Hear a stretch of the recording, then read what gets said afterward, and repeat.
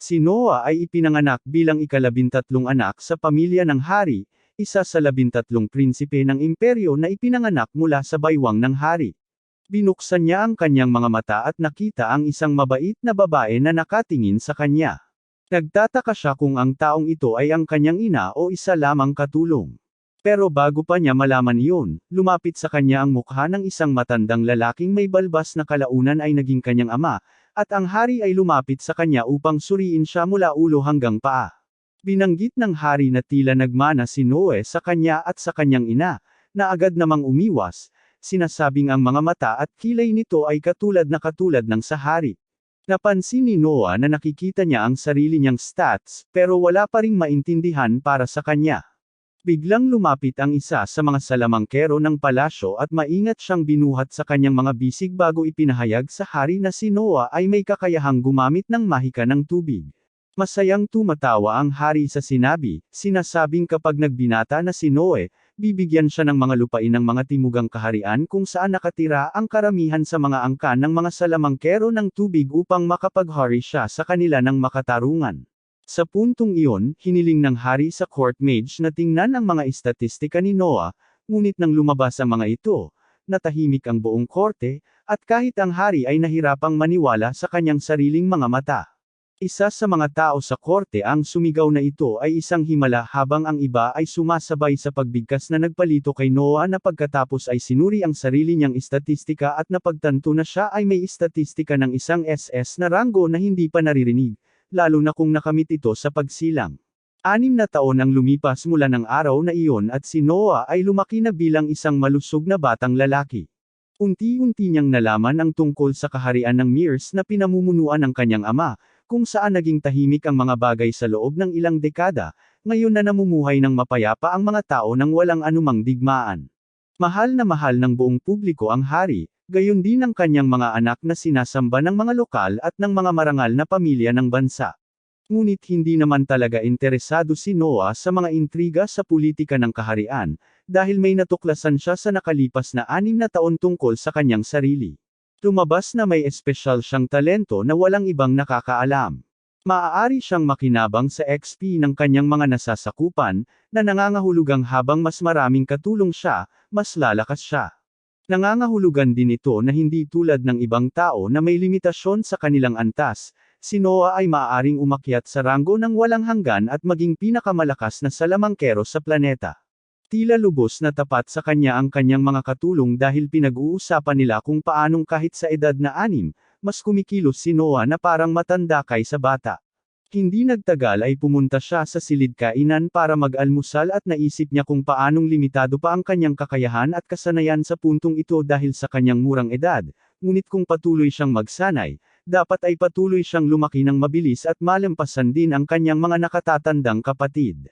Naputol ang kanyang mga iniisip ng isang magandang dalaga na nagngangalang Evelyn, na nagsabi sa kanya na parehong dumating upang bisitahin siya ang koronang prinsipe ng kaharian at ang ika-4 na prinsipe. Nagpasya si Noah na mabilisang tapusin ang kanyang agahan, dahil kahit na mga kapatid niya ang mga ito, hindi niya dapat pinaghintay ang korona ng prinsipe at ang buong kaharian. Hindi nagtagal ay pumasok siya sa silid bisita at lumuhad habang binabati ang kanyang nakatatandang mga kapatid, ang tagapagmana sa trono na si Albert at ang ika-4 na prinsipe na si Henry. Tiningnan ni Albert si Noah nang may malamig na mata, tinanong kung saan siya nagpunta, habang mas mainit naman siyang sinalubong ni Henry, sinasabing tila lumalaking magalang na binata si Noah. Sinabi ni Albert na magiging magaling na counselor si Noah balang araw at sinabi sa kanya na may regalo siya para kay Noah. Pumapalakpak siya at agad na pumasok sa silid ang isang takot na alipin na may dalang maliit na kabaong na naglalabas ng nakamamatay na aura. Nalilito si Noah sa kakaibang regalo, ngunit inutusan ni Albert ang katulong na buksan ang kabaong na napilitan siyang gawin ng may pag-aalinlangan. Sa sandaling buksan niya ang kabaong, isang aura ng mga patay at naghihingalong lalaki ang sumabog sa silid na malinaw na nararamdaman ni Noah habang nakatitig sa espada sa loob ng kabaong, nagtataka kung ano ang naramdaman niya. Bago pa man siya makabawi sa kanyang sarili, sinabi ni Albert sa kanya na kunin ito at tingnan kung ano ang pakiramdam. Napagtanto ni Noah na hindi niya talaga gustong hawakan ang talim, ngunit dahil regalo ito mula sa prinsipe, hindi niya talaga matatanggihan at napilitan siyang kunin ito. Marahan niyang hinawakan ang espada at binuhat kahit na masyado itong malaki para sa kanyang maliit na katawan sa ngayon. Umiti si Albert at sinabi kay Noah na alam niyang kaya ni Noah, at sa wakas ay ipinaliwanag na ang talon na ito ay isang espesyal na espada na dinisenyo para gamitin ng mga water mage at kilala bilang Leviathan. Ibinunyag din niya na bago siya, mahigit 120 katao na ang sumubok humawak nito, ngunit walang nakaligtas upang ikwento ang kanilang karanasan. Natakot siya at muntik nang mahulog ang kinang na talon, pero sinabi ni Henry na huwag siyang mag-alala dahil napakalakas ng sumpa ng espada na ito na mamamatay siya sa sandaling hawakan niya ito, kung hindi siya tatanggapin ng espada. Sa paggawa nito, parehong tumayo sina Albert at Henry para umalis, habang yumuko si Noah, iniisip sa sarili kung paano siya sinubak ng kasuklam-suklam na koro ng prinsipe na sa kasamaang palad ay kanyang sariling nakatatandang kapatid, sa pamamagitan ng napakadelikadong gawain na walang anumang dahilan. Pero alam niya na kung sasabihin niya ito ng malakas, nangangahulugan ito ng kanyang ulo sa isang tinak. Mamaya ng gabing iyon, habang naghahanda si Noah para matulog, napansin niya na tila napaka-tense ng isa sa kanyang mga katulong, kaya tinanong niya ito kung okay lang ba siya. Si Zoe, ang katulong, ay nag-atubiling sa una, ngunit nang pilitin ni Noah ang katotohanan, agad siyang lumuhad, sinasabing gusto niyang magbakasyon dahil may baha sa kanyang nayon at natangay ang lahat. Nagugutom ang kanyang pamilya at balak niyang ibenta ang kanyang katawan sa Red Light District sa pag-asang makalakam ng sapat na pera para matulungan ang kanyang pamilya. Sinabi ni Noah sa kanya na tumigil sa pagsasalita, sinasabing si Zoe ay kanyang personal na katulong at hindi niya ito maaaring palayain ng matagal. Sinabi niya sa kanya na dalhin ang kanyang ina sa hasyenda at bibigyan niya ito ng trabaho bilang tagasara ng likurang gate at babayaran siya ng $5,000 kada buwan. Nalilito si Zoe dito at sinasabing hindi pa siya nakarinig ng anumang posisyon na ganito at kahit pa ganoon, tila napakataas ng sweldo. Sinabi ni Noah sa kanya na huwag mag-alala tungkol doon at sinabi rin sa kanya na may bakanting bahay sa kanlurang labas ng kabisera, na maaari niyang tirahan kasama ang kanyang ina.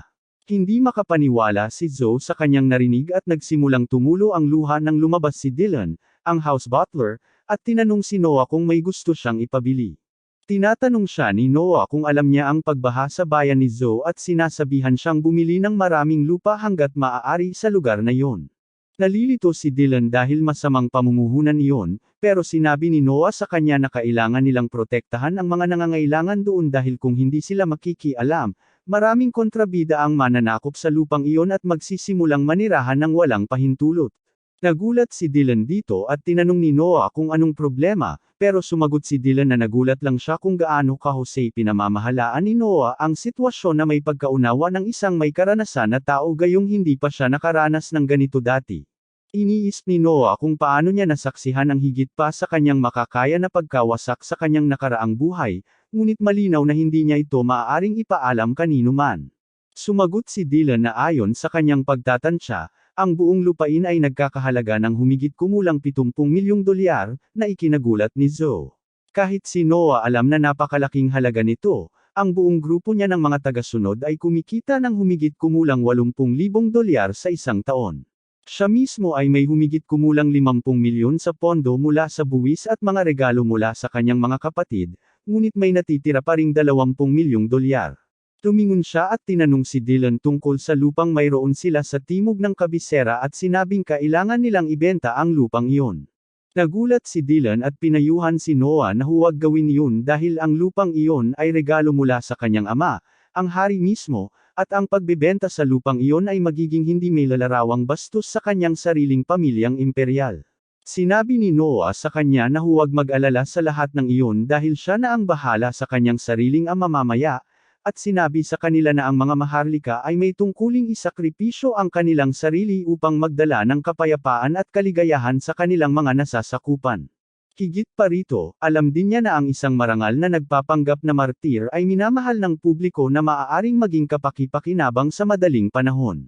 Yumuyuko si Dylan sa kanya at sinasabing siya na ang bahala sa lahat bago umalis upang gawin ang lahat ng kinakailangang paghahanda. Kinabukasan, naghanda si Noah kasama ang kanyang hukbo ng mga katulong upang ihanda ang lahat para sa inspeksyon ng binahang lugar nang siya ay tawagin ng ika-4 na prinsipe na si Henry. Agad siyang tumakbo papunta sa kanya na may mainit na pagbati, humihingi ng paumanhin dahil hindi siya nakarating ng mas maaga, ngunit sinabi ni Henry na huwag siyang mag-alala at tinanong kung saan talaga pupunta si Noah. Sumagot si Noah na may isang rehiyon na tinatawag na Dasa na lubos na binaha at balak niyang bumili ng lupa doon. Plano rin niyang suriin ang lugar upang masuri ang pinsala. Napansin ni Henry ang espada na ibinigay sa kanya ni Albert at tinanong niya ito kung balak nitong gamitin iyon sa pagbisita niya.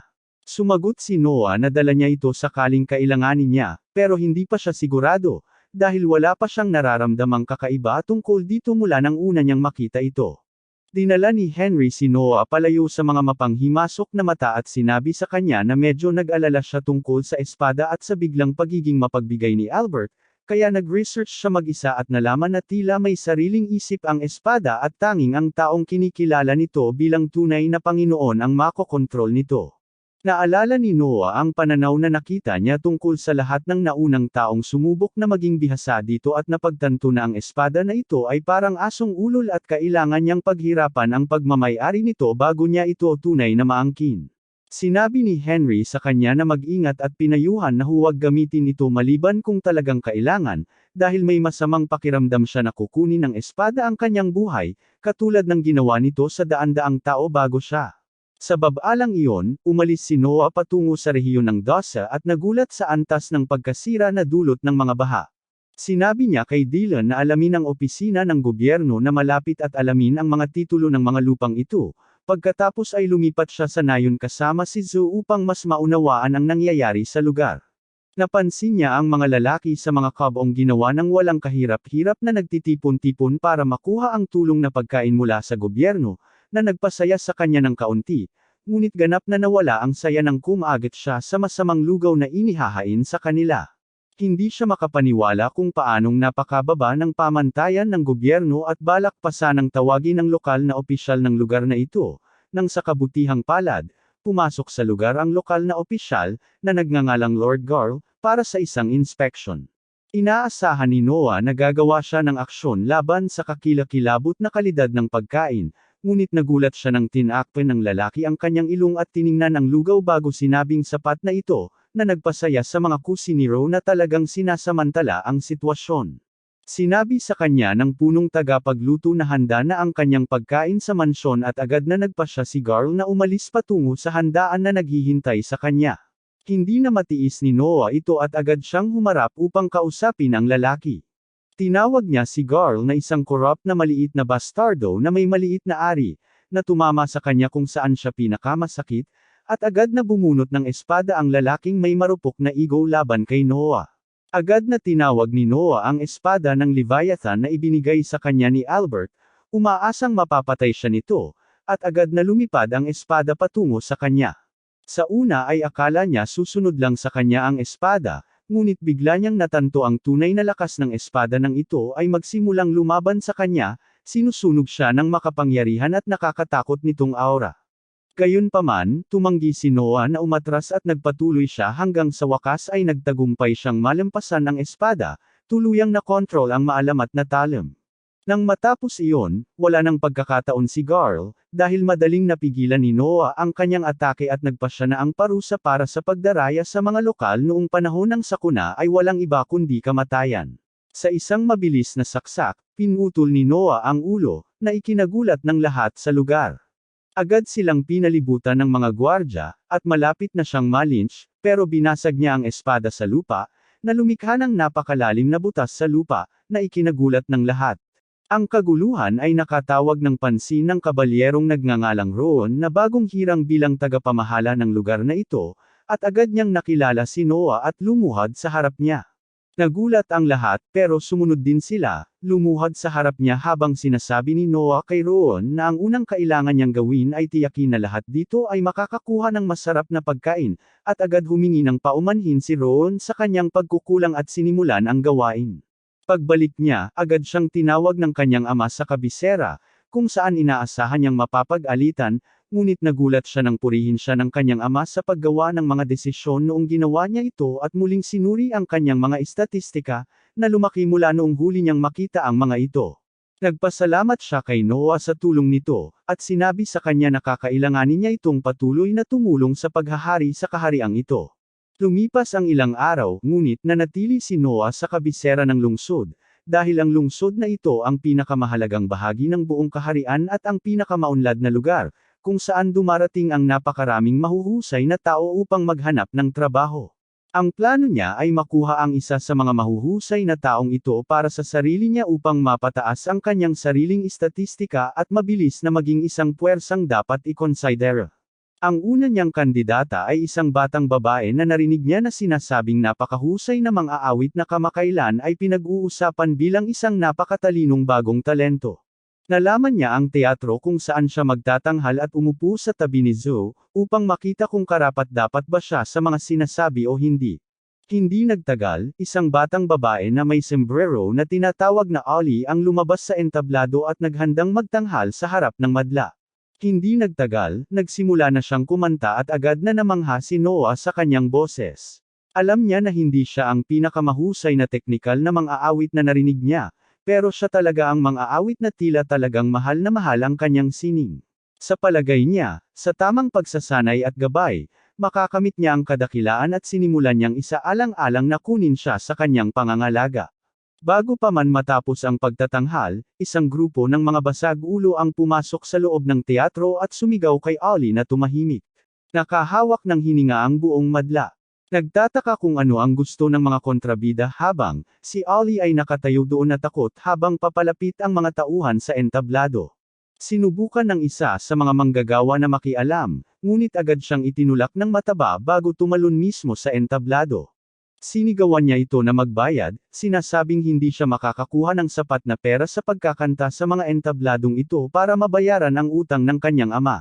Nanginginig siya habang sinasabi sa kanya na pakiusap ay palayain siya dahil nagtatrabaho siya para kumita at babayaran sila sa lalong madaling panahon.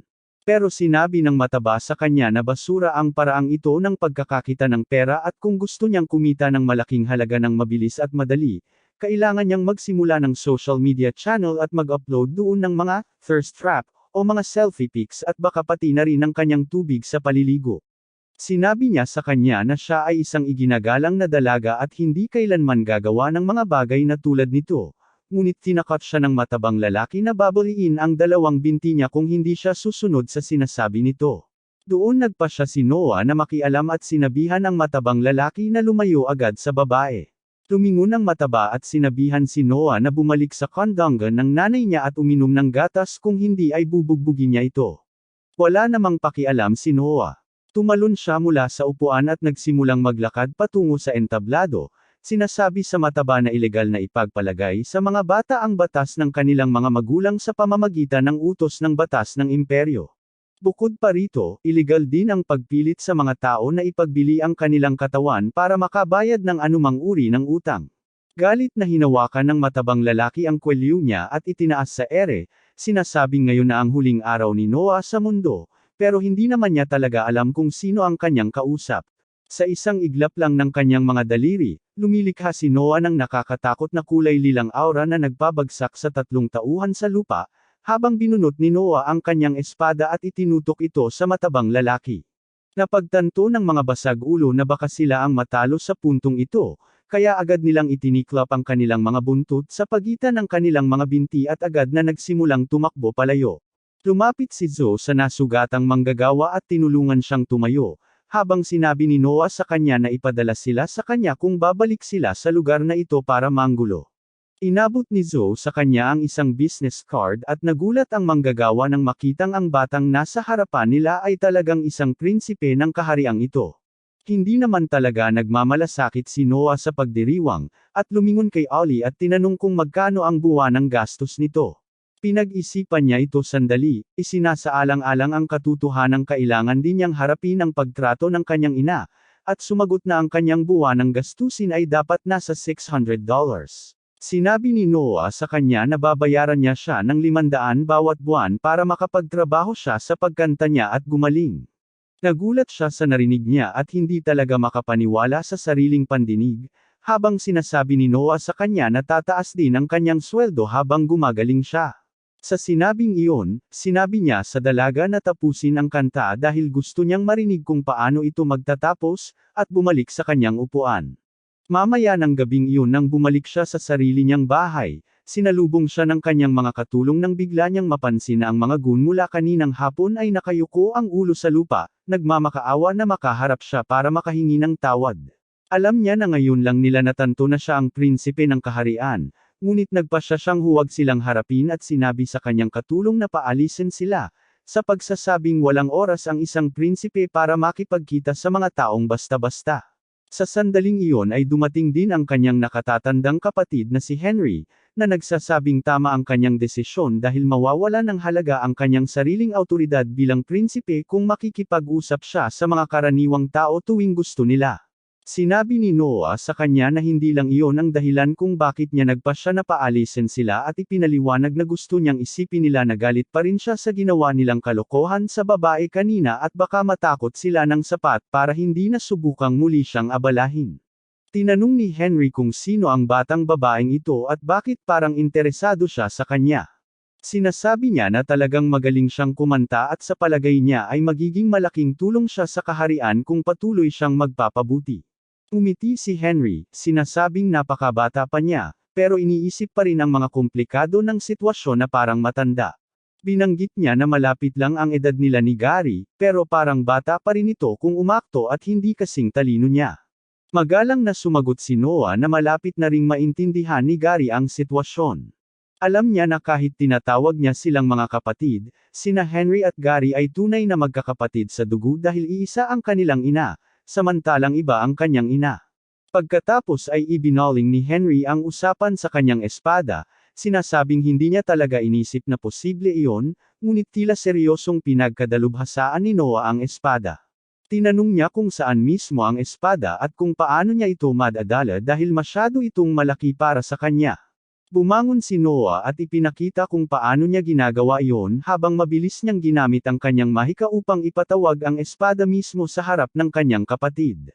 Nagulat si Henry dahil ito ang unang pagkakataon na nakita niyang may naglabas ng mga bagay mula sa puwit nila at tinanong niya kung gaano kalayo niya ito ipinasok at kung masakit ba ito. Sinabi ni Noah sa kanya na hindi naman ganoon at pinaliit lang niya ang espada hanggang sa maliit na sukat at pagkatapos ay itinago ito mismo sa loob ng kanyang manggas.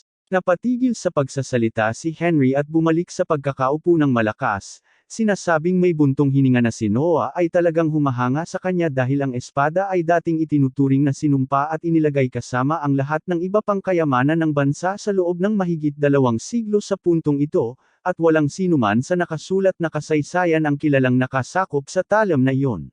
Mamaya ng gabing iyon, nagpasya si Noah na pumunta sa isang pagdiriwang na inimbatan siya at nakita niya pa rin sa lupa ang mga gun. Muling nagalit ang mataba dahil patuloy siyang binabalewala at sumigaw na kaya niyang patayin ito kahit saan niya gusto kaya huwag daw itong magpanggap na mataas at makapangyarihan.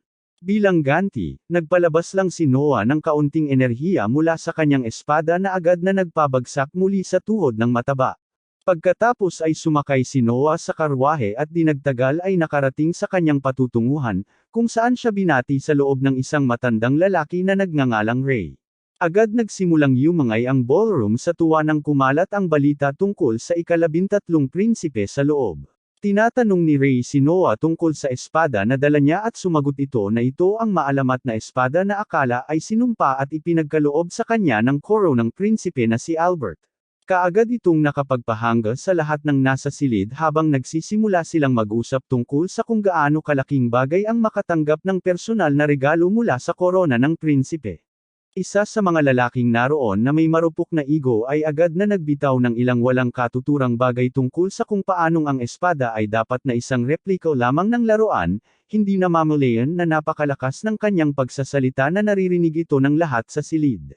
Tuluyang tumahimik ang ingay sa silid habang nakatingin ang lahat kay Noah, habang ang lalaki naman ay nagsimulang umihi sa pantalon sa pagtataka kung ano ang mangyayari ngayon. Hindi man lang gumalaw si Noah pero biglang sumabog ang isang nakamamatay na aura mula sa kanyang espada at tinakton ang buong silid, na naglagay sa kanila sa isang kawalan ng malay. Agad na sinabi ni Noah sa espada na tumigil at nawala ang aura. Habang nagulat si Ray sa mga kapangyarihan na nagsasabing lahat ng nasa silid ay medyo nakaramdam na malapit sa kamatayan. Ilang sandali pa ay umupo siya sa isang maliit na trono habang lahat ng nasa silid ay lumalapit sa kanya upang magbigay galang at makuha ang kanyang pabor.